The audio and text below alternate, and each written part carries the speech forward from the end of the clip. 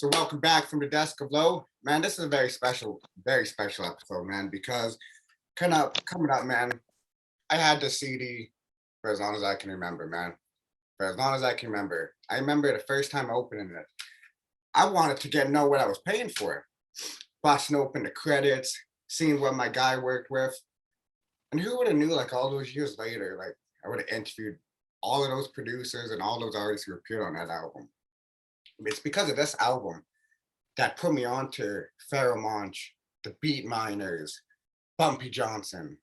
So, man, like, I wanted to have my guy back to talk about life and where he's at, because when I listen to his new albums, A New Dawn, it really gives me a perspective of where he is in his life, and it shows the growth as an artist. So, man, I'd like to welcome, man, the most legendary MC. I call him the forefather of hip hop in our first interview, and I still mean that. Without further introductions, I have OC. What's going on? I guess I am a forefather since you're only 30 years old. Yeah. Yeah, man, because you released your first record in 1991. Yeah, my first verse. Yeah, I was on my first record. You're right, on Fudge Pudge with Pharaoh and Prince. But you wasn't even born yet. No, man, I wasn't even thought of yet. See, that's crazy. When I listen to your music, sometimes like I catch myself like I used to always wonder why my dad used to listen to old records all the time. I'm like, yo, why does Pops always like listening to old records all the time? And now as I start to get older, I find myself doing the same, but it's like with D.I.T.C or like Pharoah Monch or like group home. So it's like, how important is it for you to keep your audience updated to where you're at in your life?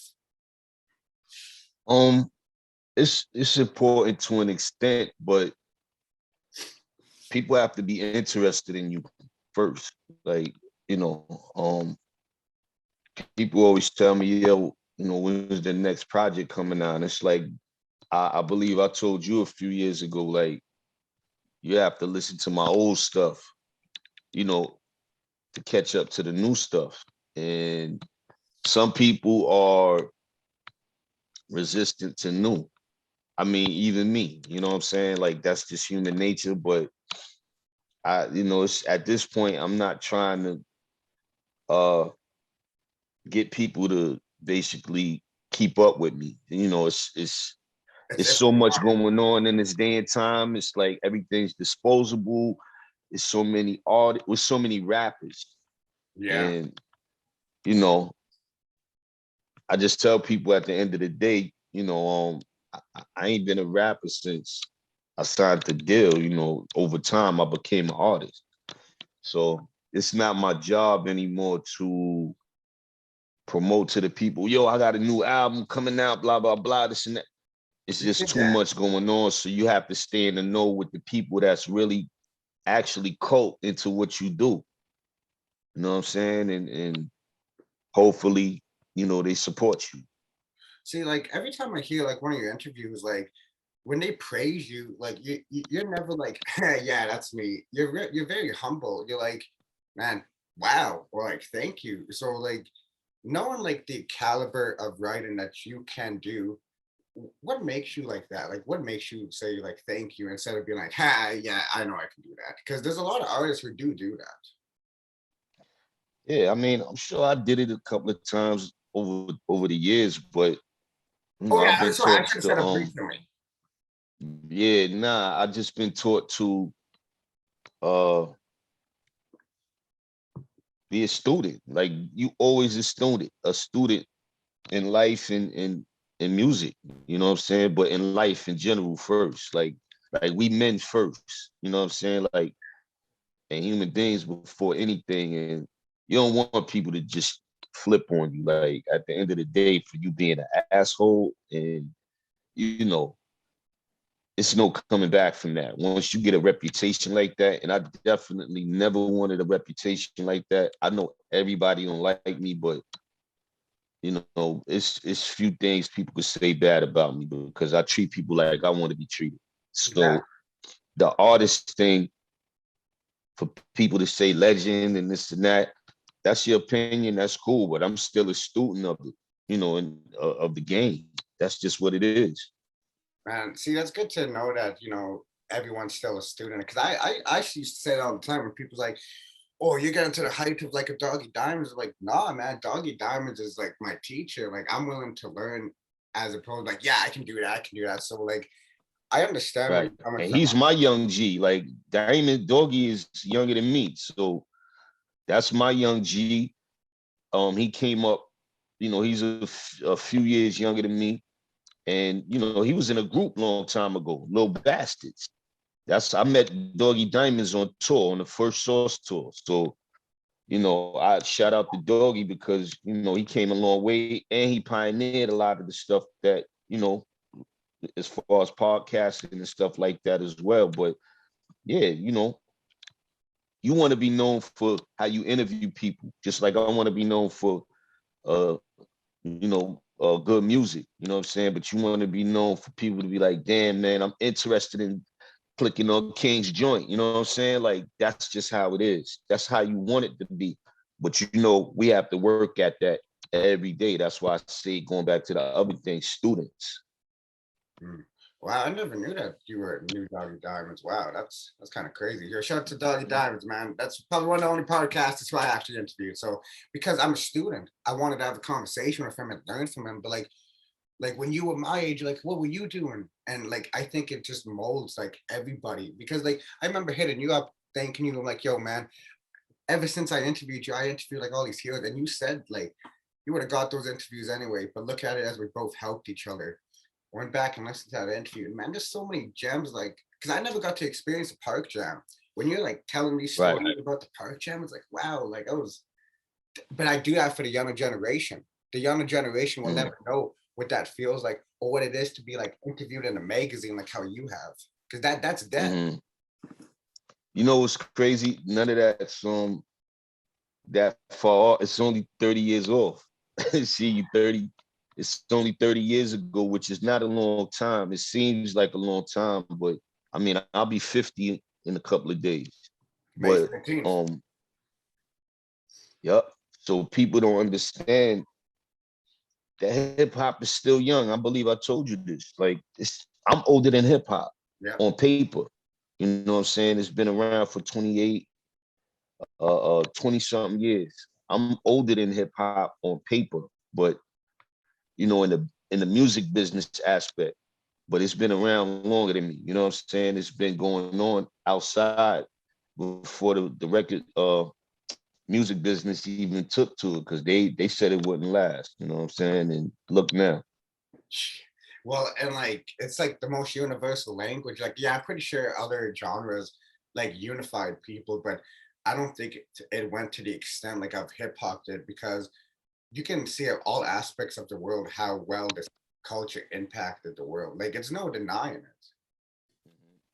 Yeah, I mean, hip hop and Latin music is probably two of the biggest genres of music on the planet. You know what I'm saying? It beat country every year since it came out. Like, I know you've seen a reggaeton concert Oh, of course. just anywhere.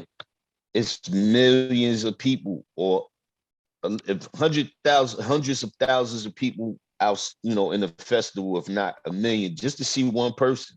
Yeah. Like, that's crazy. Same thing with hip hop. Same thing with reggae. You know what I'm saying? And not to knock any other genre of music, but like I said, hip hop is still young and it's making its impact. And I mean, we're gonna get into all the other stuff, but that's why I don't knock what people consider trap, this, that, all these different forms of it.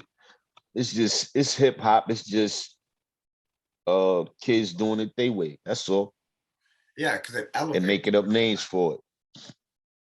Well, with another thing that I realized too, because every interview that you do, I always go listen. So when I was getting prepared 3 years ago for yours, I made sure that I didn't ask you any Big L questions because I figured that you got asked about him all the time, and I'm like, I need to make this unique because everyone knows your history of Big L though, but like I wanted to be like, let's be unique and not ask him about Big L to see how that interview goes. And a lot of people were asking me, how come you didn't ask about Big L? It's because like You have so much history of Big L. I figured that people would like to hear something other than Big L because we all know what Big L means to us.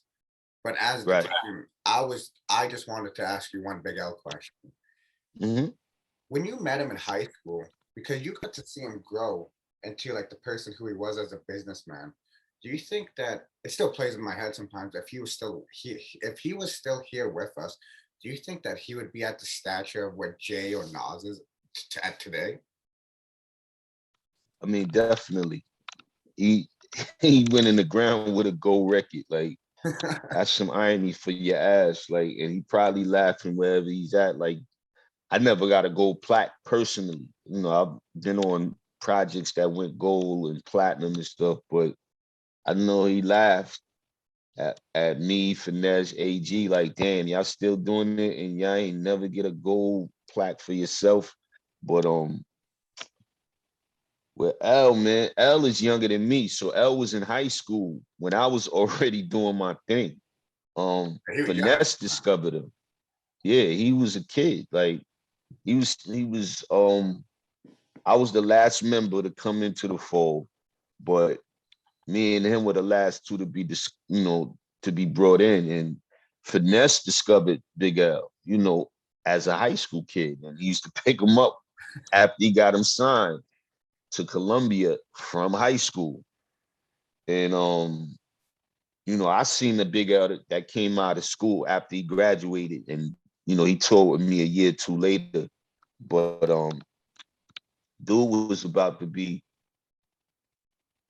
uh who can I compare him to? Well, one of his Harlem comrades, Cam. Okay. What Cam is doing is probably where L would have been at today. You know what I'm saying? If not, bigger. But Yeah. Cam is like probably the perfect poster child. And I don't want to disrespect Cam in no Oh no, shape or yeah. form because Cam is doing his thing and he's his own man. But that's the closest thing to something that I see L being in position of. And Cam is the perfect example. Like that's their Harlem hustle. Yeah. They all from Harlem. So they was all down together, children of the corn. That group, You yeah, know, with Mace. I believe it's a guy that I didn't know, you know what I'm saying? Bloodshed. That was Cameron's cousin. He was killed or passed away. So they all knew each other, you know what I'm saying? And it would have been crazy to see what he did today. I don't think about it too tough no more, but coulda, woulda, shoulda. I just keep moving now, and I always keep him in my spirit. Yeah, because he was your friend before it all. See, Yeah, when no doubt. I mean, he was a genius. when I listen to like your projects now too, like I always tell people it's like, man, D.I.T.C. There's so much history like behind it, and I'm still like kind of mad. There's no movie like how it's like a straight out of Compton movie because like the magnitude like of the D.I.T.C. world. It's like I like to call it the D.I.T.C. universe, like the Marvel universe, because there's so much of that we can get into. But one of the things that I always never hear in your interviews, they never bring up the first D.I.T.C. album. Like and that album was like for its time, it's like there's big pun verses on it. Like I couldn't believe when I hear OC on Thick. It's like, come on, man. Like, how did not people not talk about that album more when it was released? So what I was wondering, because the internet wasn't around back then, so maybe it was like on print. But when the media age, so I was wondering if you could take us Mm. back to the recording of that first album and how it came about. Um, I believe we started recording the album before we signed to the album with the Tommy Boy Records. So Oh, Tommy. Okay, you well, fuck Tommy Boy. basically, they shitting on De La, they shitting on Naughty. It's not my story to tell, but I heard allegedly years ago, um, Tommy Boy did some bullshit to Naughty, and Tretch brought a bag of rats and snakes up to the label and just dropped it in the lobby and let them run wild. You know what I'm saying? And shit, Tommy Boy, Naughty is probably, if not the biggest group that they ever had. one Yeah. of the biggest groups on Tommy Boy, if not the biggest. And yeah, so we was working on the album, and then L got killed. So in the midst of L being killed and us completing the project, it kind of threw us in a little slump for a second. You know, I believe uh Finesse grandmother had passed away. Showbiz moms got sick. So it was all these things happening. Pun passed Yeah. as well. You know what I'm saying? And you know, this is our crew. You know what I mean? So pieces of our crew just fall into the wayside. And yeah, we completed that album, and they didn't know what they was doing. You know what I'm saying? And we didn't actually support the album. So I don't know if you did the history on it, but it's an official version with us on the cover. It's a black cover with all of us on it, and then there's the beige cover with Where it looks like that the went through, crate where it has all the pictures on it. right. It looks like stamps on the cover. Yes. That's the Tommy Boy version. And I represent both of them, but it's just that they didn't promote the The way it the should have been. stamp version, with the postage stamps on the cover. And to me, everything is publicity, good or bad. But I think with everything that was going on around us, it was just like a black cloud at that moment. I'm gonna say that's why the album didn't go to its expectations at that point. But today, for some reason, it's a resurgence of 90s, That's why I brought that up. Yes. and everybody's catalog is worth a lot of money and just worth a lot in general. And for me, I'm like, man, I got to stick to my formula, but I can't do Word Life again. I can't do Jewels again. I can't do Bon Appetit. I can't do Starchild. I can't do Smoke and Mirrors. I can't do, the list goes on. I can't repeat these processes on purpose nor by accident because I'm in a different space in my life. We all are. And Those are chapters in your life. that digging. Exactly. And same thing with the digging, man. The D.I.T.C is actually a platinum producing group.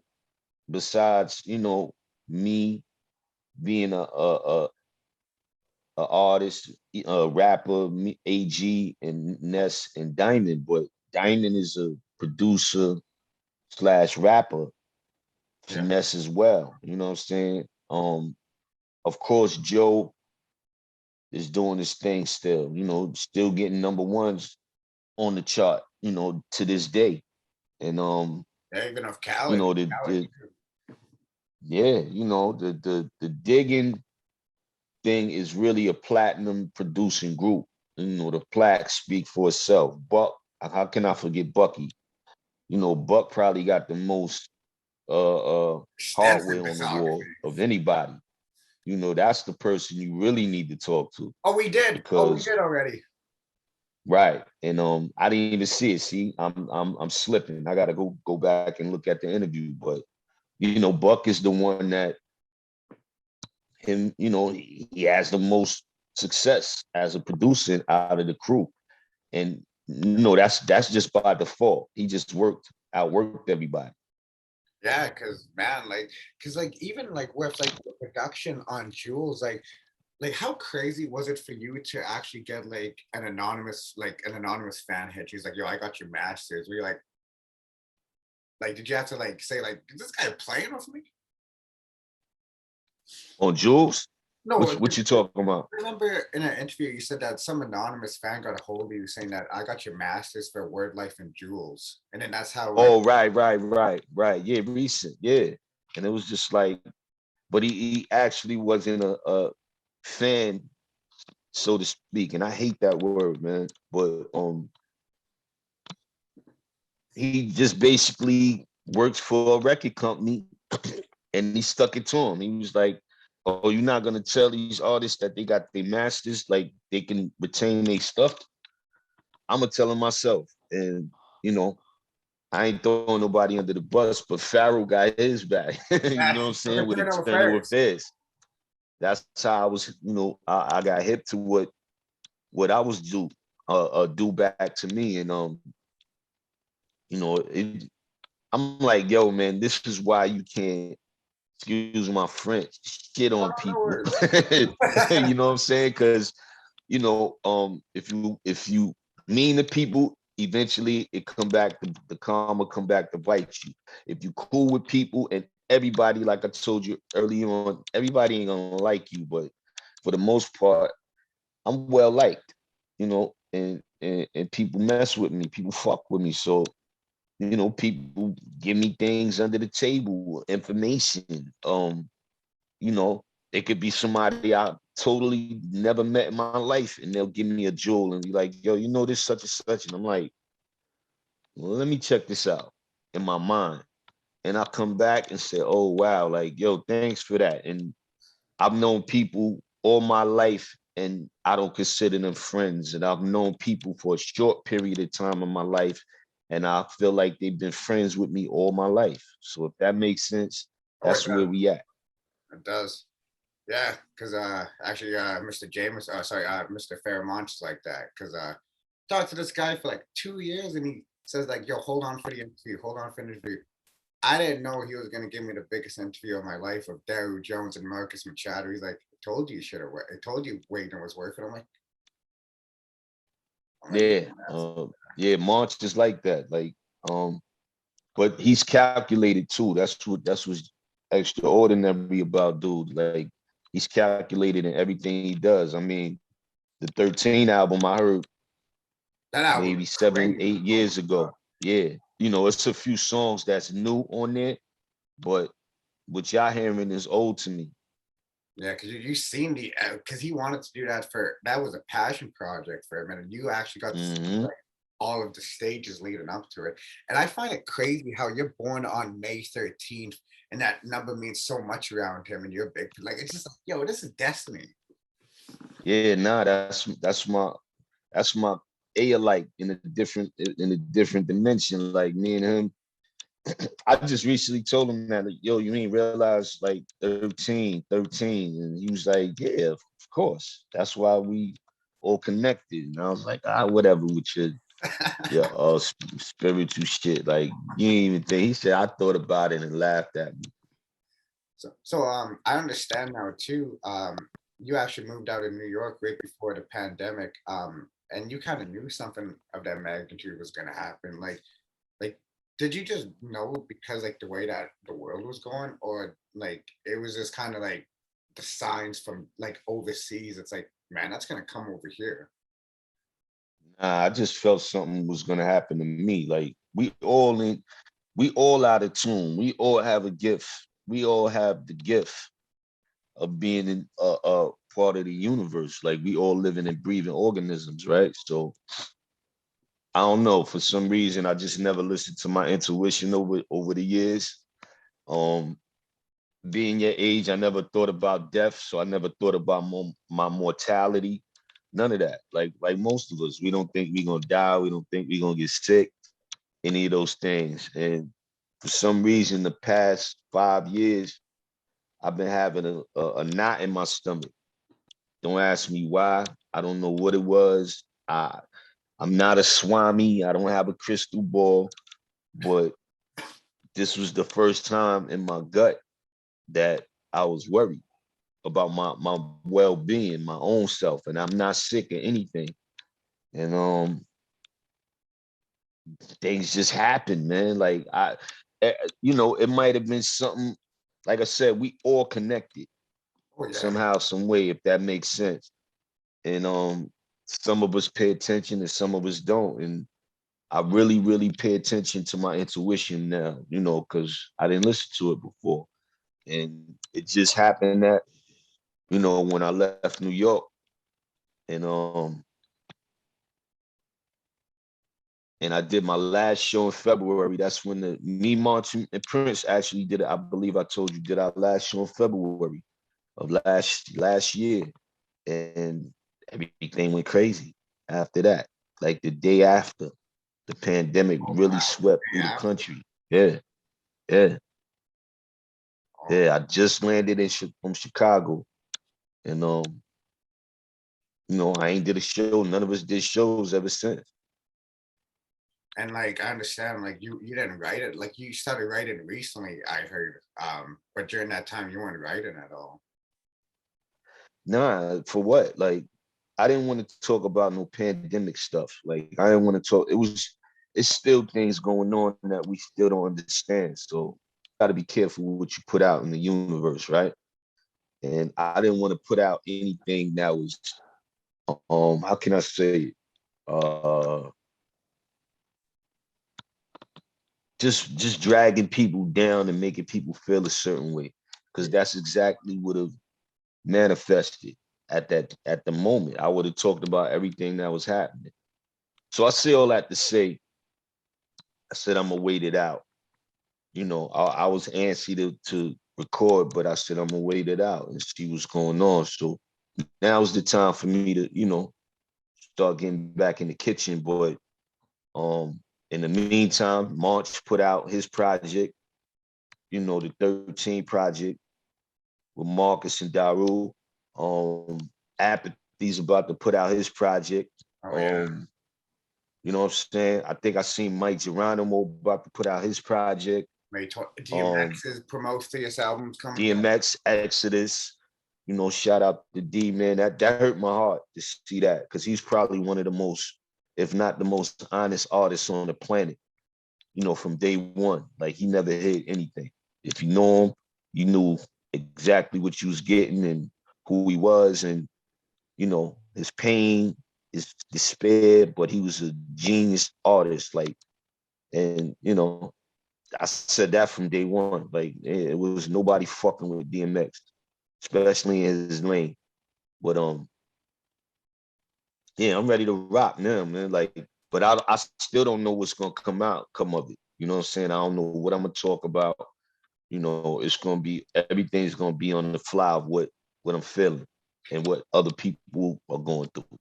See, I like how you didn't record during the pandemic and you didn't continuation to your Sun trilogy because you could have easily put out Blood Moon. I think that was going to be the final song titled Blood Moon, but I'm glad Right, that you didn't put it out because I think like that would have been like the wrong way to end the trilogy, especially during the pandemic.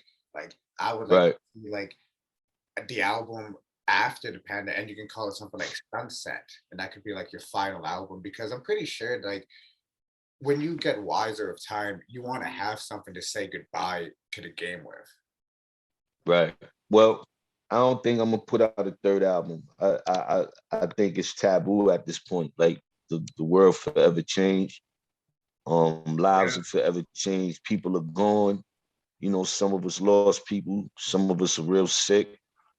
So, like I said, I'm not even thinking about the third phase at this point. I'm just moving on. Like, everything happens for a reason. I'm going with my gut, and a third phase is not even necessary at this point. Like, if you have same moon, same sun, and new dawn, then it's a correlation between those two and today.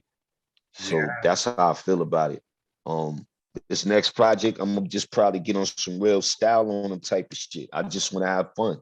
You know, um, I want to celebrate who I am at this point. You know what I'm saying? I'm gonna be 50 years old. You know what I'm saying? Like, that's a monument. A Yeah. lot of my friends didn't get to see 40. A lot of people didn't, that I don't know, didn't get to see this age. So, I feel good. I look good. I'm in shape. I'm in great shape. You know, um, Starchild. That's where I'm moving. Uh, I heard you didn't like that album when it first came out. I mean, not that I didn't like it. I just didn't. I felt it wasn't complete. And the Oh, because like how one verse they have like one verse and be like, okay, on to the next one. yeah, not even that, man. Because I did something similar with Ray's Cafe. It wasn't no rules on that record, but the Star Child record, it was rules. The guy his name is Marlon. He had a label called Grit Records. And I would never shit on him because he didn't do anything wrong. We did some work, some great work with Starchild, but the package, the product wasn't complete. And I think I figured since he thought he paid me, as a work for hire, you know, just to rush the project out. And he ended up putting the project out in Japan, only with a limited amount. And I just ain't like the way he moved with the whole situation. And I'm not gonna put him on blast, like that, but Yeah. he's a cool dude. It was just he didn't negate the fact that it's my face, it's my vocals, it's me going on the end product. And if people don't like it for some reason, you know, it's not on him. They're not gonna look at Grit Records and say Grit Records saying shit. They're gonna be like, oh, C's either falling off or we just don't like the record. You know what I mean? It's all on me. Right. But fortunately, I think I told you when I went to Japan 10, 15 years ago, people was putting the CD in my face and I'm like, what is that? Yeah, like I'm in Tokyo and they like, yo, can you sign this? And I'm like, the fuck is that? How's Starchild? I'm like, yeah. And the cover artwork, that ain't even me. Like Yeah, it's so I hardly put my face on covers or even cartoonish type of shit. So it was just like, but it turned out it's a cult. It's one of those discs following that you album. just can't. I don't even fight it. And I perform records off of the album, Oh, when I really? do Okay. sets. So yeah. Professional, uh just uh, uh just what I need. And what else I perform on it? When I'm doing my solo sets, I do like 5 or 6 records from each album. Like I could do a 2-hour set easy. Oh, yeah, with your discography, like 14, 15. Yeah, Like it's yeah. So, shout out to the Star Child album because it kept me in the mix because it's a cult record, man. I like how you put it like that, like a cult record, because like those movies out there, like a Pulp Fiction, that like you don't really get it. Yeah, Huge phone. That's yeah, like nostalgia because yeah. I don't know if you look up yourself on Twitter. Like I ain't gonna lie, I look at myself on Twitter just to see what people say.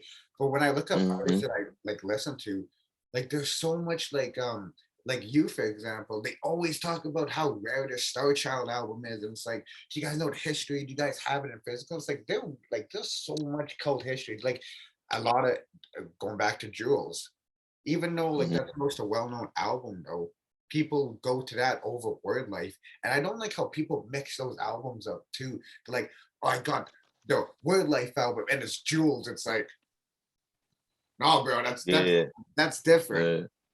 Well, I mean, think about it. Like I said, you 30, right? So it's people that just got a hip to me at trophies. Oh That was yeah. Oh, 2012. So, people just got hip to me on trophies, younger people anyway. yeah. And I'm cool with that. You know what I'm saying? I have no problem with that. Like, but then they go back and they say, oh shit, this guy's been rocking. Like, The whole and time. it right. The comparisons to people, I don't care about. Top 5, 10, I don't care about none of that. Not at this point. Long as my music gonna be around longer than I am. It's actually gonna outlive me. That's true. That's true because like there are movies and like there's DVDs I own if you're music in it. Like I can see right now 8 Mile. What records in that movie? Time's Up. Time's Up is in that movie. Hmm. And it's like, Hmm.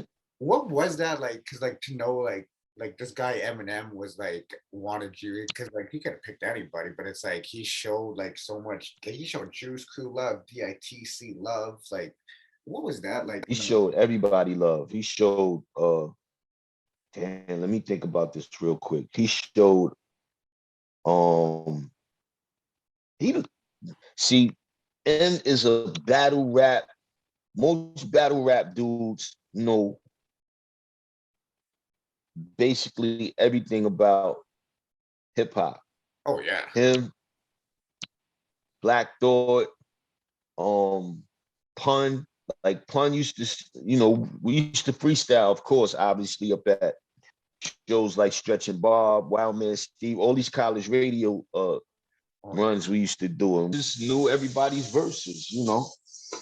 I mean, it don't matter what it was. Like, I didn't remember a lot of the freestyles I'd done, but Quan would run back freestyles from random radio stations or wherever we was freestyling at. I'm like, I don't even remember that shit. But they was sponges. Like everything L wrote, he memorized it. That's not easy thing to do. Like everything he possibly could have ever wrote, he knew it. You know what I'm saying? So, for me, it was just like, wow, like, some of my friends are superheroes. You know what I'm saying? For And don't real. forget though, Like you're a it's superhero yourself too, though. Like I don't know if you toot your own horn a lot though, but like you're one of like the most top rated MCs of our time. Like, because like I said, I don't know if you go look up yourself on Twitter and stuff like that, but they praise you on Twitter.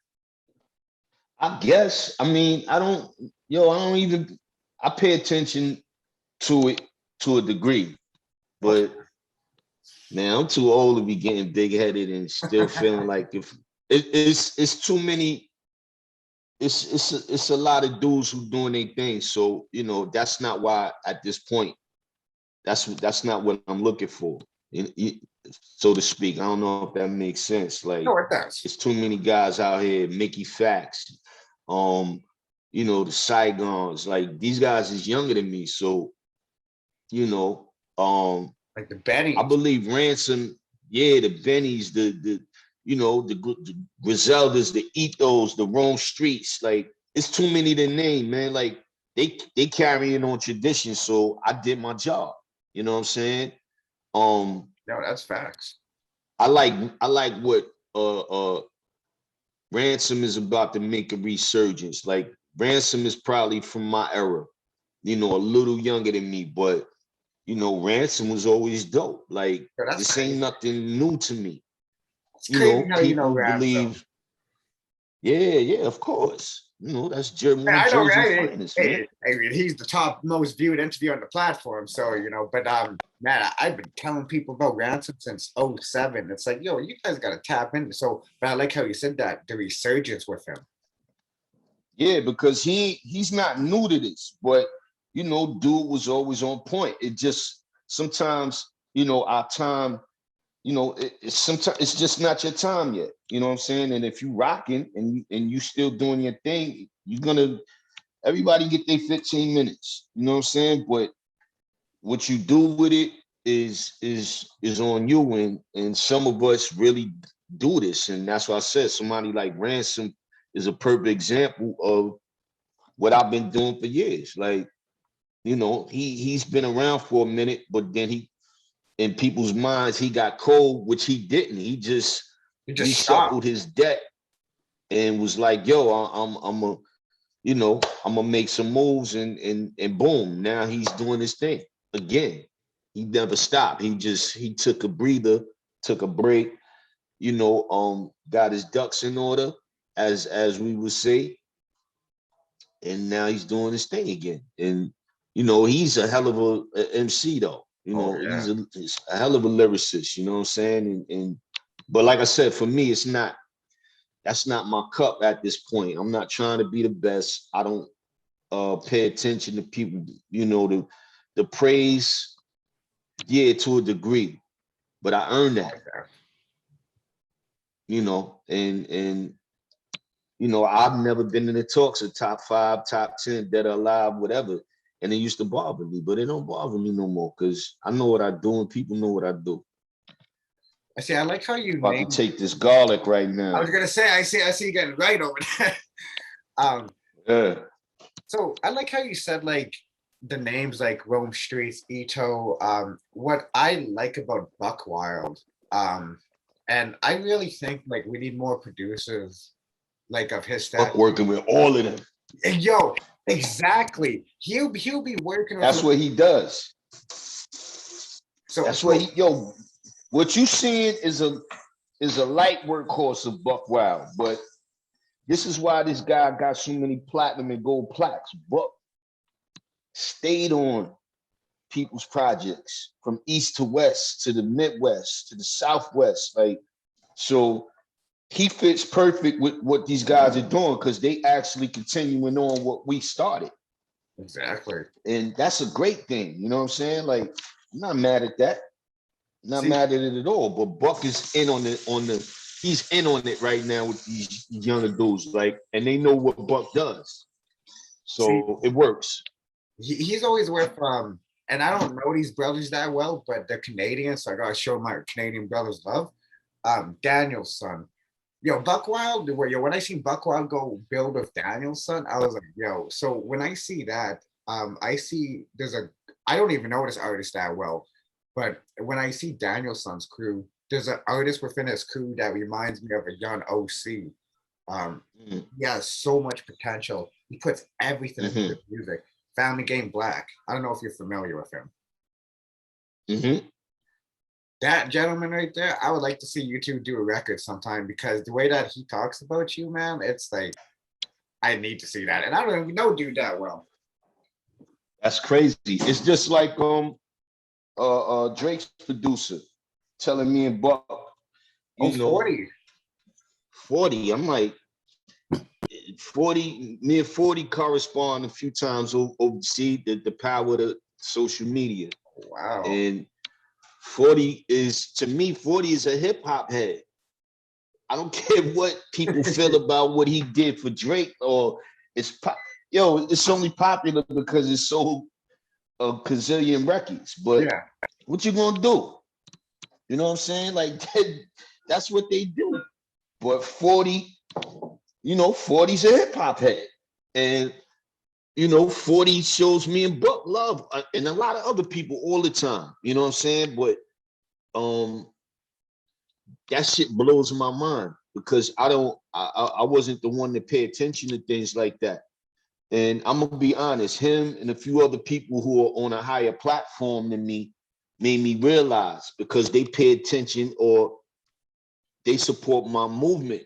You know what I'm saying? As long as I've been around or as long as they've been around or been aware of me. So it's like, damn, like 40 from OVO is giving me love? Like, nah, that can't be. Or this person over here, or, I know R&B singers who, love my shit. And I'm like, word? Like you, same way me and you talking, like, I'm like, but you made, and they like, nah, but I fuck with you. And I don't want to throw no names out, but yeah. Sorry, 40, but it's weird to me, man. It's weird. But it also goes back to them doing the homework and knowing where it came from. They're like, this guy was doing it for, and that's what I mean about showing homage or like paying homage and like showing love because people are like dick riding them. It's like, nah, man, it's saying thank you because you don't know what those records did for them. Exactly, and that's why I say you never shit on people, man. Like, you remember I told you, yo, do your homework before we talk. I didn't say it malicious or mean or nothing like that. It's just if we're gonna build, let's build. And look, we gotta, we gaining a friendship from it. But you should know. We all should know what we're talking about or discussing, or you teaching me things too. You know what I'm saying? Like you being a 30-year-old, I'm learning from you too. It's one hand wash the other wash the face. This is just how it goes. And if we get more of this and we show people from my era more of how me and you correspond, like we'll build a better bridge, you know what I'm saying, between what they consider old school, which I'm like, damn, like hip hop ain't even 50. So how can something be old? I'm 50. I'm older than hip hop. like I said, on paper, like in the music business, it's not 50 years old, but I'm older than hip hop. But I know hip hop is older than me on the streets because I seen it come up when I was a child, not a kid, a child.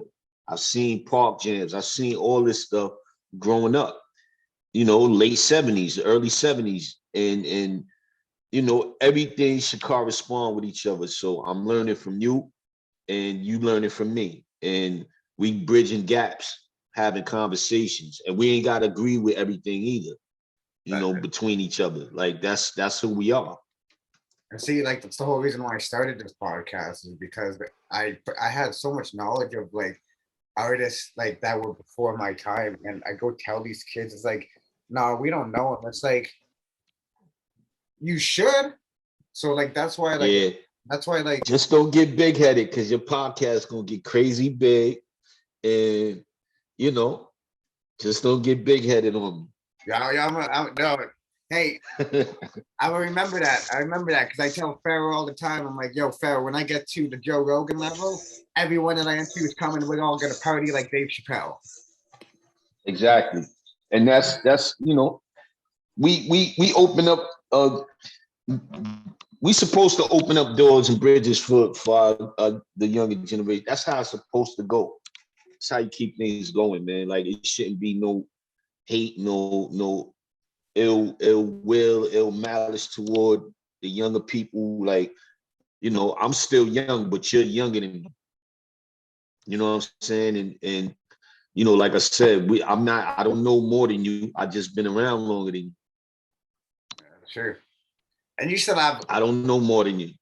and the I just fact been that around longer. the fact that you're still willing to learn though, like that just shows the type of person you are. Instead of like what you said, getting big head, like, oh, I know everything. It's like, nah, you teaching me stuff. So that's what I like. And we need more. Yeah, nah, you have to, the youth are the key. Like, that's the key to everything in anything. But you have to teach them in turn. You have to learn from them too. You know what I'm saying? And I'm learning that over time. Like, nobody listens. This falling on deaf ear, that means nobody's listening. You know what I'm saying? Like, but if you present it to them where they can swallow it, and it feels good to them, they'll listen to you. But you do this, nah, they not. I ain't pay attention when somebody wag their finger, man. I definitely ain't pay attention. Yeah, yeah, because it's like, what are you gonna get from that? Mm-mm. Nothing.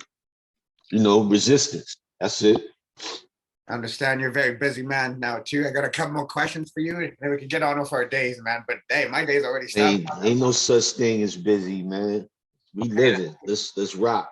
It's good to know because man, I'm talking to one of my heroes right now. Crazy, man. Hey, yo, it's every time when I get to do this, man, I'm very thankful I didn't give up. So, and I mean, I'm proud of you. You be better not have gave up. Like, look, like I said, your podcast is taking off. So, but people, I don't do this for the money though. I want people to notice now. I don't do this for the money. I don't even have merch. I do this to teach the youth on what it should be, and also putting them on to music of the new generation, like Rome Street's what I like. But enough about me. right. This is about you though. But listen, before you get off that, I ain't saying do it for the money, but remember you in a business. Just that's all I'm gonna say to you. So, when you ain't thinking about the bread, you make a whole lot of bread. But when you start thinking about the bread, that's when it becomes problems. Yeah, exactly. And like maybe it'll come, maybe not. But right now, like I'm focused on what I like doing because I tried a million times to find my calling. I never knew like I wanted to be like you. I wanted to be a rapper, but my shit sucked because I know the caliber of stuff that I want to hear. I'm like, oh, I'm never putting that shit. Right. Nah, that's dope. And I'm glad long as you love what you do, man, it'll show, you know what I'm saying? And everything else fall into place. But I'm sorry, I didn't mean to cut you off. Oh no, man, you can cut me off anytime. You said something that is really it actually made me think a lot about you, about all the demonic things we see going around, like everything being so sexualized, missing people, rich shitting on the poor, missing kids. You said that people believe in God, but they don't believe in werewolves or vampires exist. And when I look at all Mhm. the demonic stuff going on in this world, it's like they should believe, because look at Jeffrey Epstein and all that shit that went on with that, and they just like turn a blind eye to it. Yeah, nah. I mean, but see, this been going on before we existed. Yeah, This ain't nothing new. It's just how deep in the rabbit hole does a person want to go, you know? And um, I don't know. You know, I speak what I feel. Sometimes I speak what I see, or most of the time I'm just mum on it. I just watch and see as it unfolds because there's a lot of stuff going on. You know, people just tend to not want to know about, and they know it's happening. Like I said, people believe in God, but they don't want to believe in something tangible. Werewolves and vampires, you know, we've been hearing stories about that for years, whether it's true or not. Nobody's seen God yet. yeah, that's true. What is that? You know what I'm saying? Like, and I'm not saying that from a disrespectful point, but Yeah, I say all that to say, uh, I'll probably witness certain things that I can't explain in my life. And it was just like, okay, you know,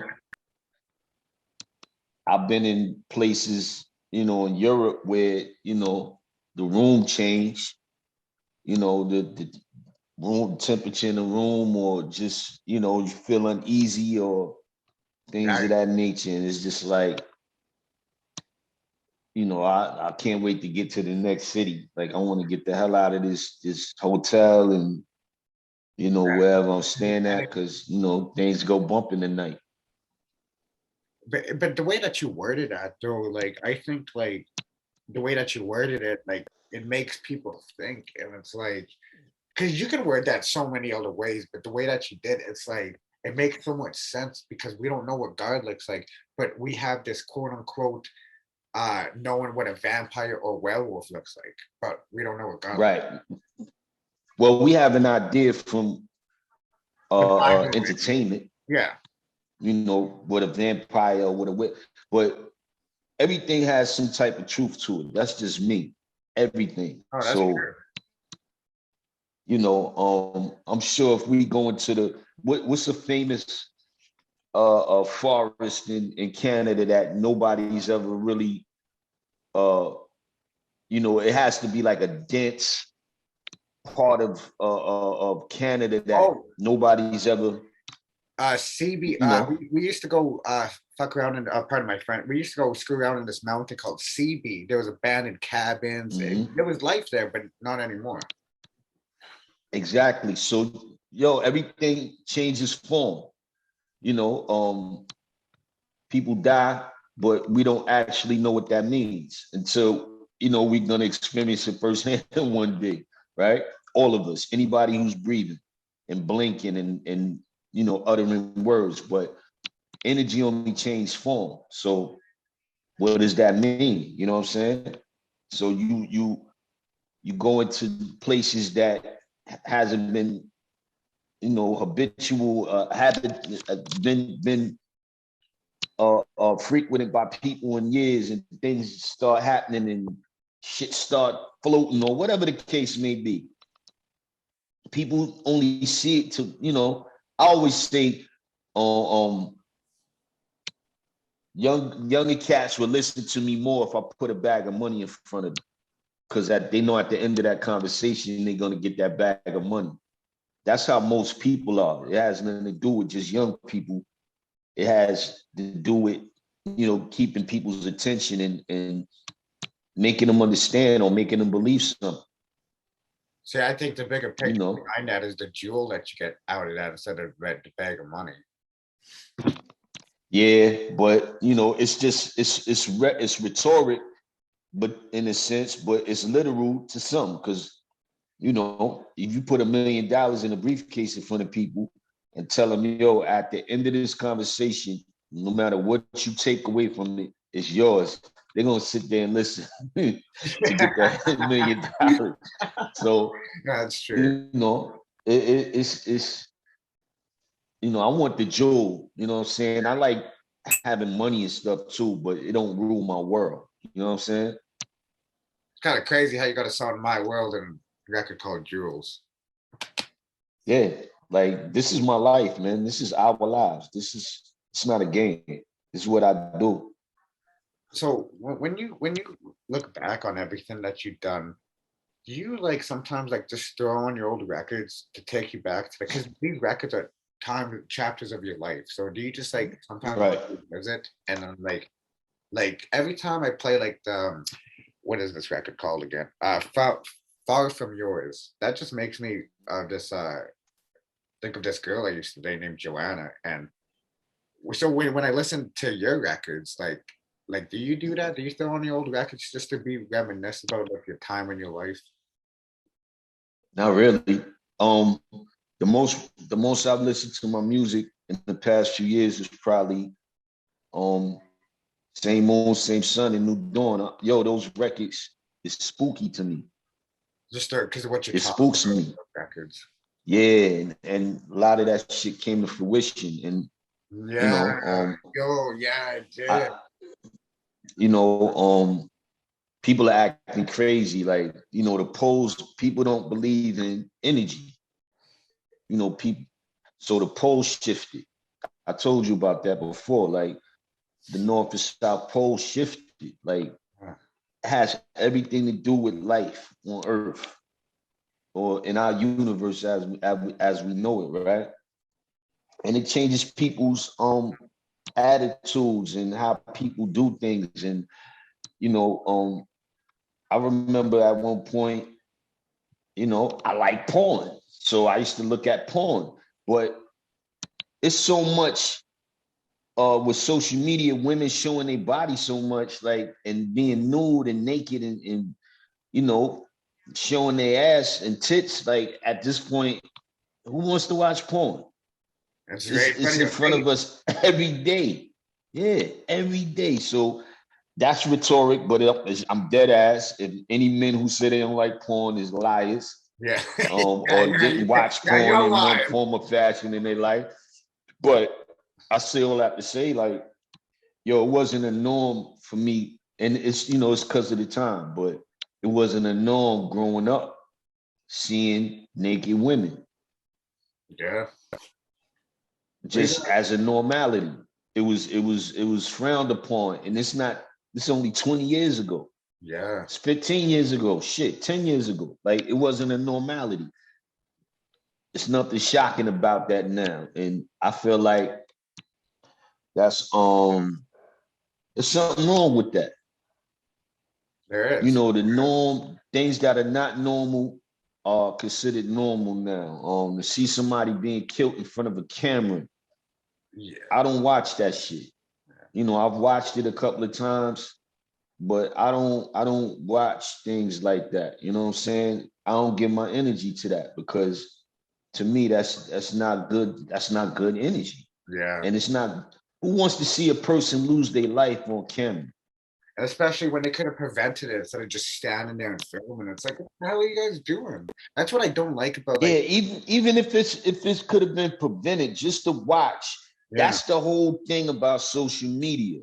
Now, if I pull my underwears down and on your camera and you keep it and put it up, it's gonna get millions of hits. yeah, That's the purpose of social media in this day and time. And not for me though, you know what I'm saying? And not for like-minded people, as myself and others and you but we all know, it's extremes with that shit now. A guy put a finger up his ass on camera, he's gonna get a million hits, and he probably get a deal from it, and he probably get a YouTube check from it, and it's just that shit is crazy to me. I just don't understand that. I like, yeah, This it's just certain things. I'm just like, damn, man, like any and everything. Uh, what's the kid named Lil Nas X with the whole sneaker thing, and oh, that you demonic know video too. Yo, that video was Wild. Yeah, like, and like I said, once again, it's not my job to talk about everyone or scrutinize or criticize anyone. Who am I to judge? But when you showing me blatantly Like in front of your what you're face. trying to do, showing the people what you looking for, what you seeking to get out of it, out of that shock value, then I'm not judging me. I'm not judging you. You showing me your hand already, like what you want to do. You looking to be famous.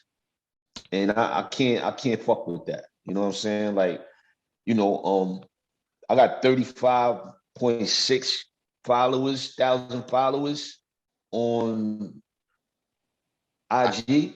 That's probably true to what I actually have, as opposed to me just opening up my IG and just accepting everybody.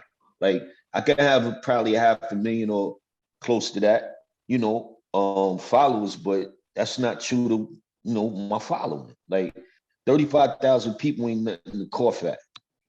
Yeah. Like, If you want to, if you talking monetization and all that, like times 20 or times 5 or times $1 or times 50 cents, it's a lot of money. yeah. But I'm staying true to, who I Who you am. are. Like, 35,000 people is actually true to my fan base. That's a lot of people. And it shows that like throughout time, like how much people can stick with you, because I'm pretty sure like you had fans that who probably didn't even know how to use social media till recently. Like, I listened to you since the 90s, and he's like your age. Yo, I have fans every day.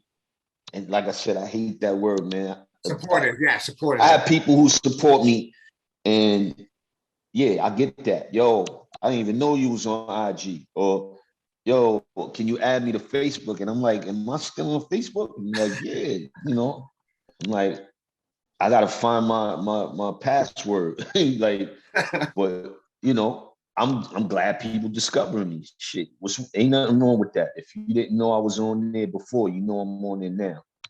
Were you Cool. standoffish at first when it first started to come around? Yeah, of course. Because I mean, it's obvious. Like I said, I got at this point, looking at some of my peers, um, I should have had over 100,000 like followers on IG, but I really went through my shit. I blocked, I private, everything. Like, I filtered through people. I filtered people come to my shit with no face. Like, I'm showing me. My thing is, if you know who I am, why you can't show who you are? yeah, and then they talk shit too. That's what I hate about that sometimes. Some do, but for the most part, I don't really get that shit no more. But I just, as soon as I see a blank face on IG. somebody start following me, I block their ass. Cause it's like, why that's some punk shit. Like, what I look like. You gonna talk shit, or you either gonna praise me more or less, cool. But I'm still blocking you because you should show your face. You know what I'm saying? Like, why you hiding behind the what I call it, the marshmallow man. That's what it looked like in Yeah, Ghostbusters. Looked like the marshmallow man. Like, yo, put a picture up if you want to be on social media. But some people do that shit on purpose because just in case they talk shit, their face ain't being shown. It's like, it ain't like nobody can't trace your shit. yeah. Well, because like what I also like wonders me too is like because like Prince had an IG, but like I don't know if this guy had a burner account. So when I think of like people like on the statue of a prince, um, like it's kind of I swear this guy is Jay-Z, but there ain't no jigger. When he posted the whole Bon Appetit and how you didn't have to pay for his vocals, I remember you said in an interview, he's like, I didn't tell nobody like that. Only Jay would know that. Right, right. Yeah, yeah. He's the only one that would know that. So, I mean, I believe it's him, you know. I just think he doesn't want Ch- people to know that it's him because all the all the shit that would come with it. right. And or it might be um maybe somebody like Lenny S or one of them running his page, but you know, it's still in a circle. But I mean, shit, Choke No Joke is my people's too. You know, he used to work for Rockefeller. Yeah. Dame is my man. You know what I'm saying? Jay is my man. I mean, it's more tangible to speak to Dame than to Jay, but you know, I never had to pay for my vocals with Jay, and he was at the height of his career, That coming blueprint. off coming off Hard Knock Life, you know, the Oh, tour, and he came right off tour and did that record for me. You know what I'm saying? And literally, like a couple of days after they came off the road, and you know, yeah, like I said, I ain't never shit on nobody, man. So I'm just lucky that way. and see, like with your old videos that I look at now too, you're in like exotic places like the My World and Far From Yours. Like, where were you when you Yeah, shooting those right. videos? Where were you shooting those videos?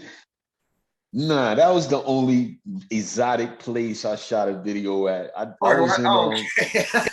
I was in St. Lucia when I shot Far From Yours. And you know, I did the clip of My World in front of a police station Yeah. in St. Lucia. And we almost got locked up that night.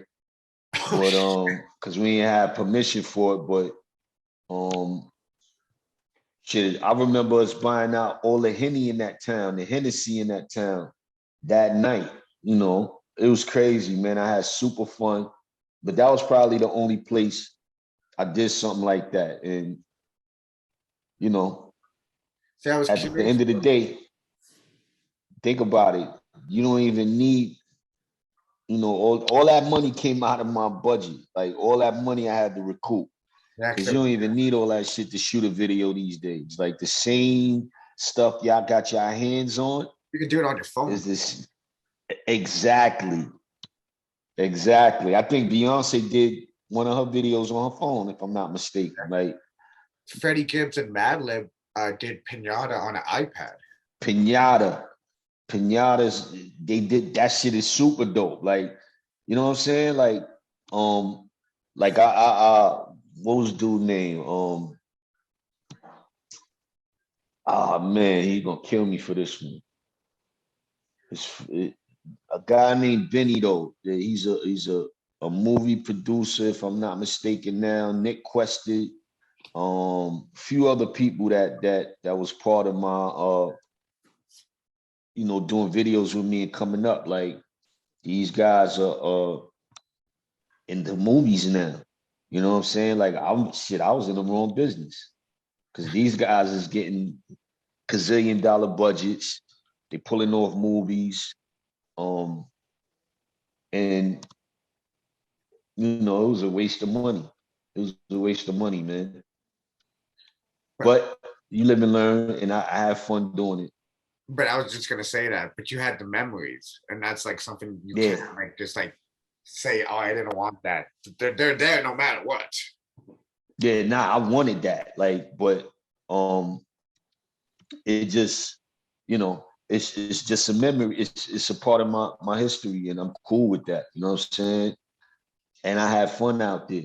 You know, we partied a little bit, stayed up in the mountains, up in huts and shit, and you know, lizards in my rooms, and you know, we ate good and drank good, and you know, Oh, oh, cool. and then I had to stay a day in Puerto Rico because they thought we was like part of cartels and shit like that Oh, when I came through. Yeah, because you know, we all had jewelry on, yeah. stuff like that. So, you know, the border patrol wasn't having it. You know, I came from St. Lucia. I flew in from the States. We flew into Puerto Rico. Then we had to take another flight to St. Lucia. And then coming back, you know, we had some asshole border patrol people in PR. So we had to stay, you know, in Puerto Rico for the night. And my man just happened to be Puerto Rican and his family just happened to be police out there. So Oh, we yo. had fun, an extra night. You know, the dude was corrupt as fuck. The police dude, you know, we was up in spots where you normally couldn't go in Puerto Rico to this day. And you know, we had fun for like 10 hours, 16 hours. Wow. Yeah, see, like, and that's the like times in your life where you can actually look back. It's like, yo, that guy was corrupt as fuck at points. Yeah, like it was weird, man. Like when I think about that trip though, I think about Aaliyah. You know what I'm saying? Like um she took the same type of the plane to get back to, Oh, you know, yeah, yeah. So, you know, we had to do the same thing. And um I believe what year did Aaliyah die? 2000. I'll check it right now. Yeah, but I don't know. Whether it was before or after, I was like, man, I'm not getting on that plane with all that equipment. That shit, that, you know, all of us plus Yeah, that equipment, nah, I ain't doing that shit. You know what I'm saying? And they had to charter another flight yeah, just for the equipment. Because I said, yo, that shit is not gonna hold. That shit, it's gonna weigh the plane down. and she died 2001. Yeah. See? I Yeah, did mine in 90. That was 98, 90. Yeah, that was 97, 98. So yeah. um In 97. Yeah, yeah, I was like, nah, I'm not getting on that plane. Like, and Nick was the director was mad as fuck, but I ain't give a fuck. I was like, man, all that heavy equipment with us on that small ass chartered little jet. oh, it was a Even little it's charter. only Oh, 30. yeah. Yeah, same thing Aaliyah crashed and burned in, I like never that knew the type of plane that shit. she was in. I just knew that the plane. I never knew it was like one of those little charter planes. Yeah, because you have to fly, you know, you can't fly into like the little islands, you can't fly around the Puerto Rico and Dion, stuff like that. You have to fly a little charter. Oh, shit, I did not You know know, that. from the mainland to Puerto Rico is one thing, but then from Puerto Rico to St. Lucia or, you know, one of those little islands like that on the side, you have to fly in a little plane. The big planes can't get in there. And I remember telling the director, like, yo, I'm not getting on that. All that equipment plus us, that shit gonna crash. And they was like, why would you say that? Because it is. And Yeah, fuck y'all. And we paid y'all all this money. My label paid y'all. Y'all gonna charter a flight just for your equipment because you could get on the flight with your own equipment. I'm not getting on one flight with all of that stuff.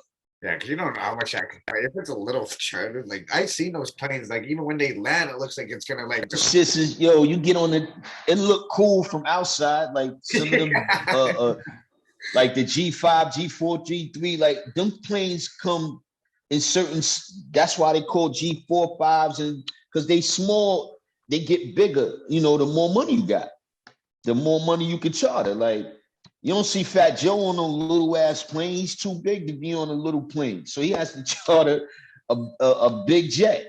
But I've been on small jets where it's like, you know, I'm short. So for me to duck in a small jet, that means the equipment don't belong on there with me. You understand? Like, fuck out of here, man. Like, so I say all that to say, man, I'm just blessed, man. yeah. Well, it's good to know, like that you had a good space in your life, and you're not bitter, Finally. Yeah. like, and it's good to see like you're willing to still let people know that your gift is still there, because like you could have been like, right, a new dawn, that's it, but you're like, yo, man, I just want to style on them. I want to have fun again. And I think like that's Yeah. best part of your music comes from is when you have fun with it. Right. Yeah. I mean, at the end of the day, people don't understand, like, it ain't always so serious, even though going through so much here in America, man, all over though, you know, but I don't always want to be serious in my music all the time. Like, you know, and that was the purpose of Bon Appetit. You know, people was So like, mad yeah, at that that album. record sounds like you really had fun doing. Yeah, like I was coming into, like I found my pocket, whether people liked it or not. Like I found my space, and you know that I had fun with that album. Yeah, so you know, That's just what it is, man. My cat trying to get on camera right now. Hold on. See, and you're a cat person too. Oh wow. Yeah, that's one of them. Oh, see. But yeah, it is what it is. So before I let you go, when you're Mhm. coming in like to hip hop now, like did you know like the impact of the DIC was gonna have the impact that it has today, especially on this whole renaissance we see going on? Because I ain't gonna lie, it's a lot of DITC feeling that I hear from this renaissance coming in, mixed in with the woo and mob. You answered the question. You answered it.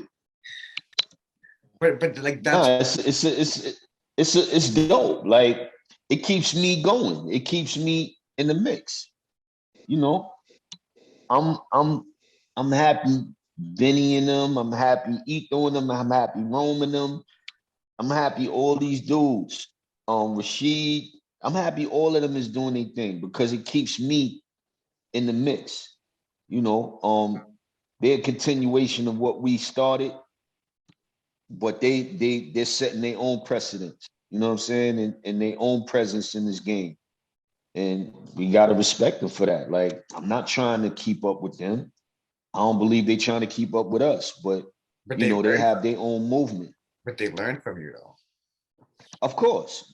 And they let it be known. Some people let it be known in different ways, and some will tell you when they see me, which is they don't have to, man. Like I could see it in them, like, yo, this is who y'all are. Like, you know, um,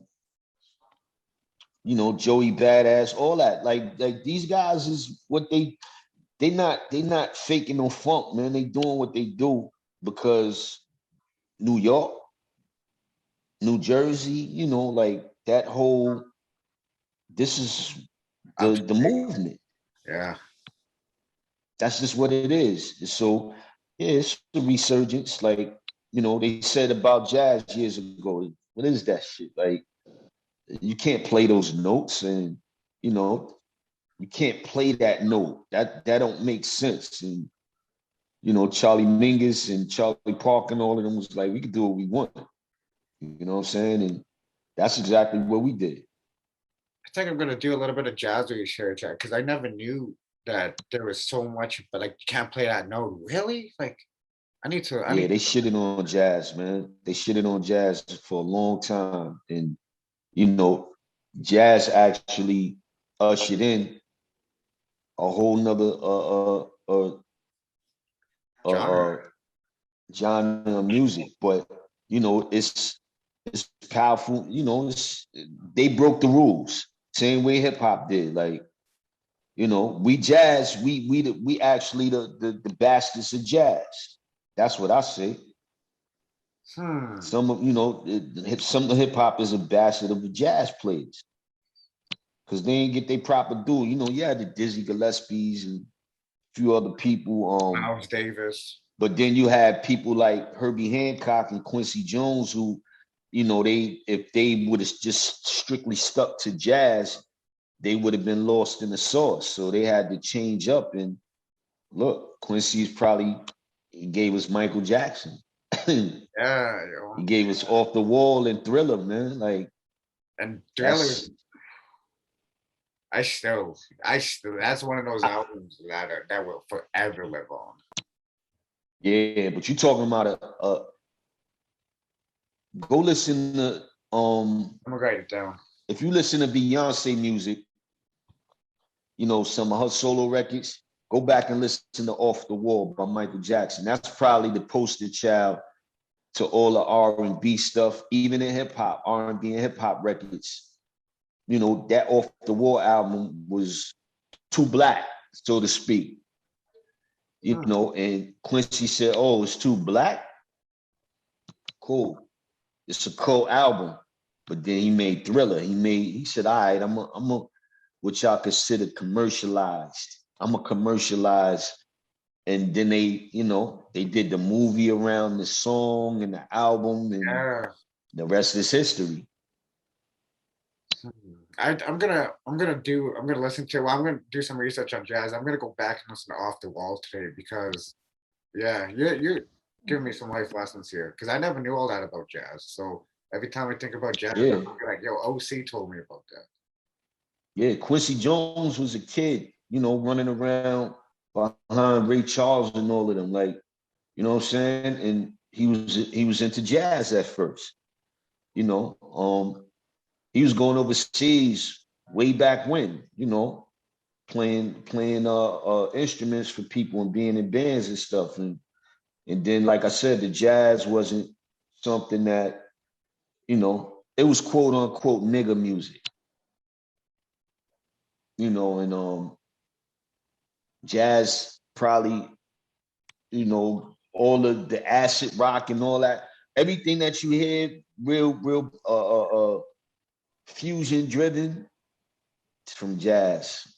Ah, yeah, because there's so much jazz I hear like in hip hop and like especially with like certain producers that thrive on like their jazz samples around, but they put it into hip hop and it just like it's something else. Like a lot of Detroit Yeah, artists. my whole first album is jazz.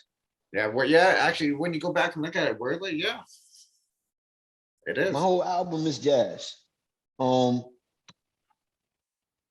a lot of Illmatic is jazz. Yeah, that's true. Pete Rock, yep. Yeah, this is what this is the era we started. So you know, the memory lane and all that shit. Like that was this is jazz players, stopping for a few seconds, harmonizing, humming, and then going back to their horn and stuff like that. This is jazz stuff.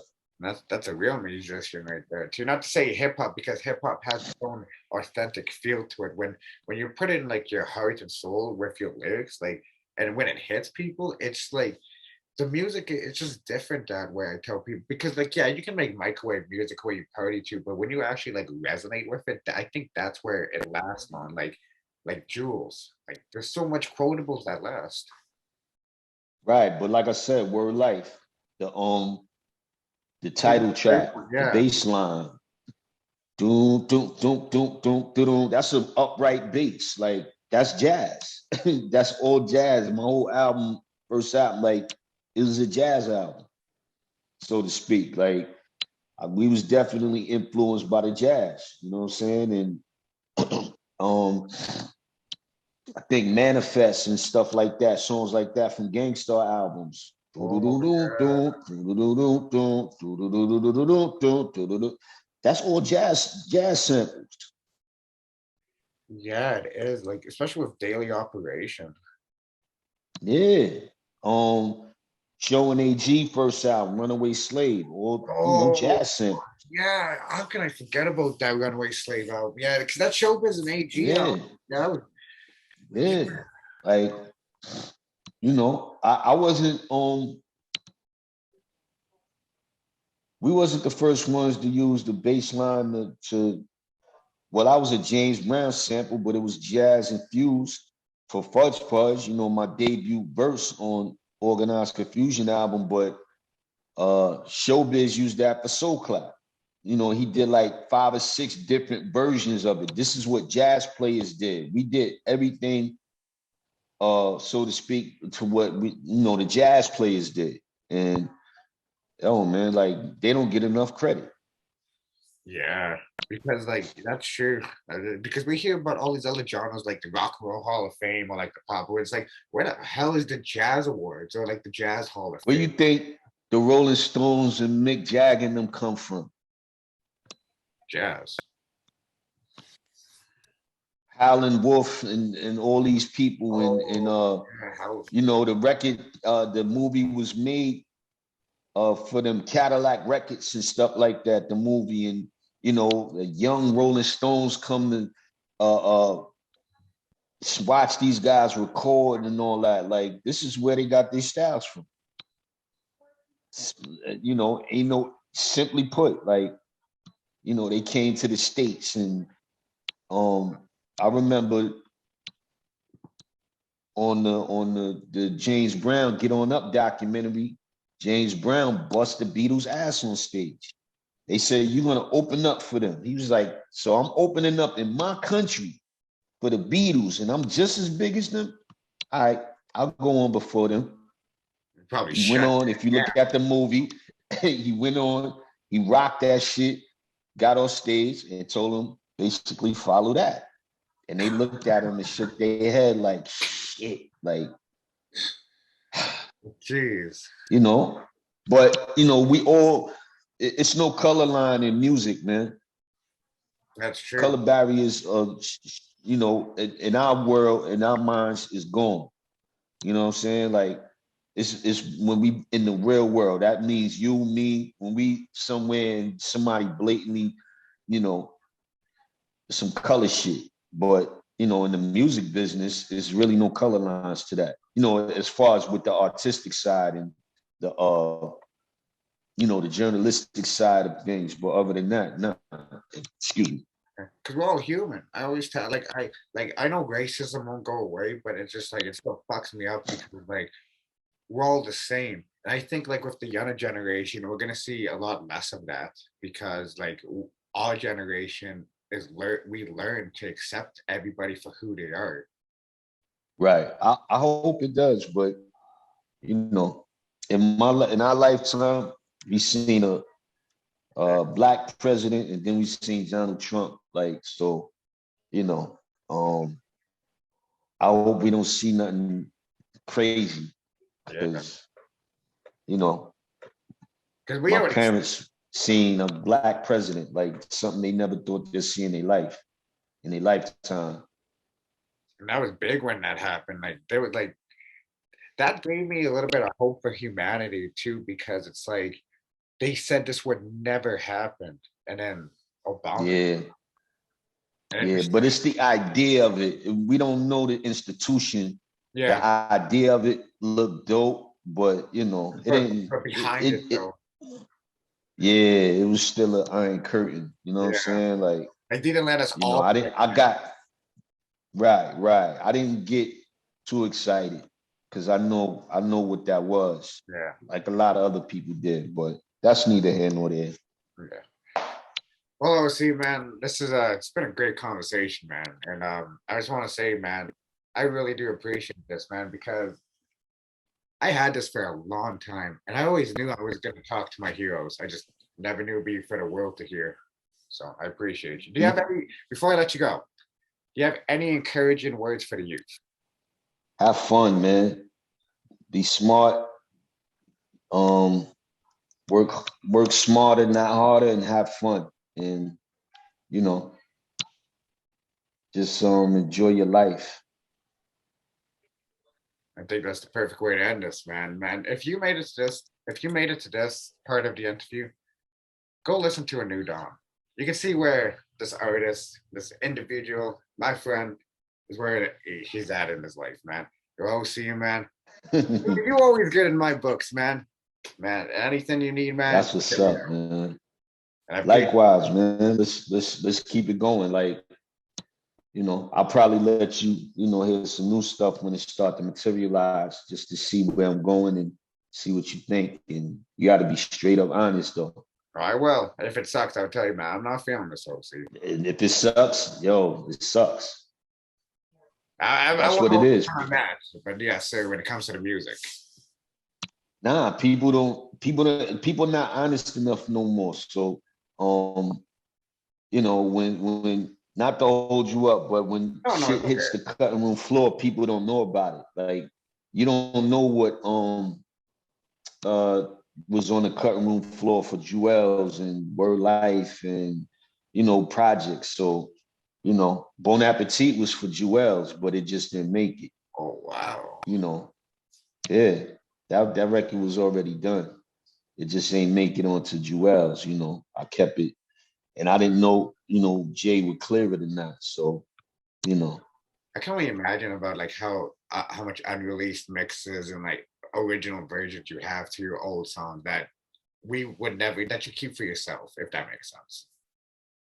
yeah. I mean, like I said, you know, I told 40 a couple of probably a month ago. I said, yo, I don't know if you own a DAT machine, but I have all of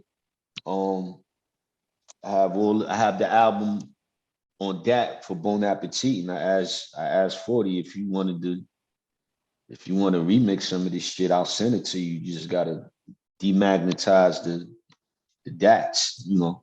He was like, yeah, I got a DAT machine on my rack. I was like, wow. So, you know, hopefully I'll send 40 a couple of joints for him to remix and, you know, see where it goes from there. But, you know, it was just for sport, you know what I'm saying? You know, I respect him because he's always on the low. You know what I Yeah. mean? As big as he is, you know, in the music business, like, dude is super. I'm down to earth. Shit. 40 is down to earth. Yeah, they say that a lot about him. They say that like he may be the biggest guy, but he's the biggest hip hop head you will ever know. And just by Super hearing hip him, hop. That's what I said. Yeah. Me and Buck, you know, he's naming music, and I'm like, you know, wow. Yeah. But he, you know, he's a hip hop head. he did it because he loves it. That's his passion. Yeah. Yeah. Yeah. And you know, he don't toot his own horn. And I'm like, shit, man, remix some of this old stuff. See what comes out of it. Yo, because if we hear Drake over like some of these old, I'm gonna go crazy right there. I'm like, yo, it's gonna put kids back, yo, like. But that's what I like about it, though. It revives something that people may have forgot about, or they always knew. It's like, oh, I just became a fan of Drake. Like, just if they never like heard of it like that. Yeah, I mean, Drake is dope, man. People talk shit. Only thing I just, you know, with the writing thing, but that's just my Yeah, personal thing. But you know, other than that, man, like I like a lot of his music, and some of that shit I don't like. Just like with me, people like some of my shit, and some of the shit they don't like. yeah, What you gonna do? Everybody ain't gonna like everything. yeah. That's hence the Starchild album. Yup, that's what it is. You know what I mean? Like, you know, I'm what gonna you tell gonna people. do, man? I'm gonna tell people. I'm like every time I see stuff, I'm like, oh, you like that cult album? Fall? You like that cult album? But I like it too. I ain't gonna front. I'm just mad I don't have a copy of it because it's so limited. That's my only complaint on that. Yeah, I think I got one copy in here, man. But I'm gonna change all that in a minute. And it's good to know because I like when people. I don't like when people like forget about an album after a week. They're like, "Oh, that album was a week old. I can never live off that again." Dude, you can live off that album for the rest of your life. Yeah, that's the age we in now. But fortunately, you know, yo, I did try to run from that Star Child record. And people to this day, I'm like, damn, like y'all don't like Word Life, y'all don't like Jewels, y'all don't like Bon Appetit. They like that's cool, but I'm like Star Child, they like, yo, my copy is, you know, people show me original copies. Like I had to order this off eBay used, and I paid 200. I'm like, word, oh shit. So, you know, the wheels started turning. So it's a few things I'm gonna get back in order. You know, Star Child being one of those, but I'm not gonna tell you no more, man. I'm gonna just uh show, you know, what I'm doing, and everybody's looking to do this resurgence thing, but people have to wanna know what you're doing, and want to be a part of what you're doing. And I'm doing hands-on selling merch on IG, and people like, is that really you? I'm calling people with their orders like, yo, your order, and they like, yo, that's you. And I'm like, yeah, like I gotta make sure your order's good. You know, you gotta pick up your IG live. Like you gotta pick up your phone. Like when I call you, like Yeah. he was like, yo, man, like this is the best shit. I'm like, man, listen, that's cool, but do you want your order or not? Like, you know, so people are just bugging, like, and it's dope, man. Like I never was hands-on like this. I've had people do it for me all, you know, for years, Yeah. you know, going on the road, selling my merch and stuff, but not because I ain't want to. It was just You had a lot going I on. ain't have the patience for it. Yeah. And you know, now it's a different day. Pandemic changed everything. I have to be hands-on with everything, everything possible that has my name attached to it. That's good to know because it's more fulfilling, especially like when you get the call. It's like wow, like because that makes their world when they're like, yo, this guy called me to confirm my order. Yeah, I mean, I got an order. Um, I put a wrong address on the order, and the guy hit me last night, but I just hit him back like, yo, and he wouldn't pick the phone up. I guess he thought I was ringing his IG, through the DM by accident, but I had to text him like, yo, pick your phone up. This OC, and he finally picked up, and he was like, I thought you was dialing me by mistake, and I'm like, I just told you to pick your phone up. Yeah. And he started laughing, and I explained to him. I asked him for his tracking number. I showed him, yo, I fucked up. I put the wrong address, and he was like, yo, it's cool. I was like, nah, it ain't cool. Like, here's your refund.